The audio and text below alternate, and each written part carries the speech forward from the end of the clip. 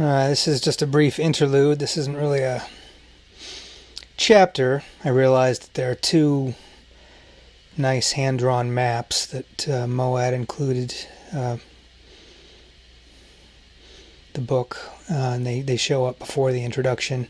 One of the region right around where the people lived, and one of the larger region around Hudson Bay, where he set out from Churchill on his journey.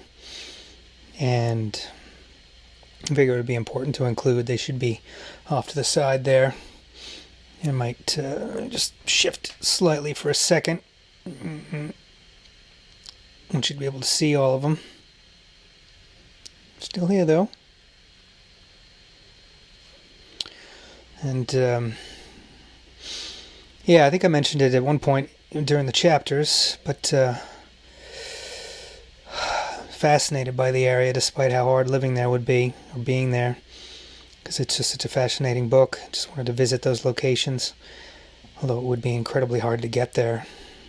But I spent some time on Google Maps, and there's no landmarks. It's the middle of nowhere.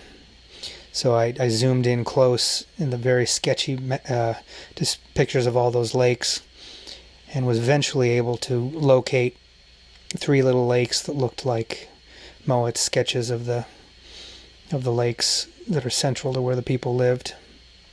And I was proud of myself for doing that.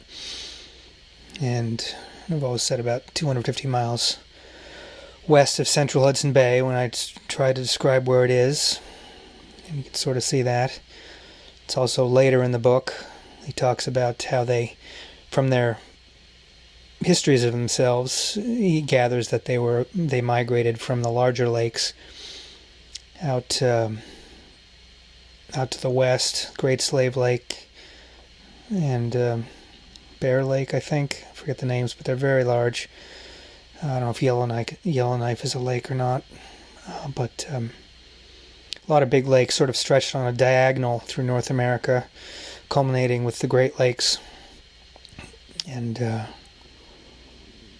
yeah, it's a harrowing journey to imagine the people having to go through, having to leave those lakes, assuming probably because they were attacked, and surviving all that journey in order to get to where they could settle. And not surprisingly, they didn't find any humans living there because it's so inhospitable, and it's surprising that they were able to figure out how to survive in that land. And later in the book, they'll get into their understanding of the gods of the place and connection with nature that really gives an ability to live in that kind of way, in that kind of land, in a way that so-called civilized people could never imagine living. In general, maps are always fascinating, particularly to some people. The way they illustrate locations, and also in a kind of imaginative and creative way sometimes, if they're not based on really hard photographs or satellite imagery. The kind of filling in the gaps that's necessary, or the interpretation without real mapping and scientific and mathematical devices, the way they sometimes end up as approximations. I remember recently seeing a history of maps of the ancient world centered around the Mediterranean as the center of the world. And there's a detailed understanding of that, but the way everything else was sort of sketched out, the further away from the Mediterranean you got. And then old maps where things got out into the ocean, and the idea of falling off the edge of the world if you sailed out too far, and dragons and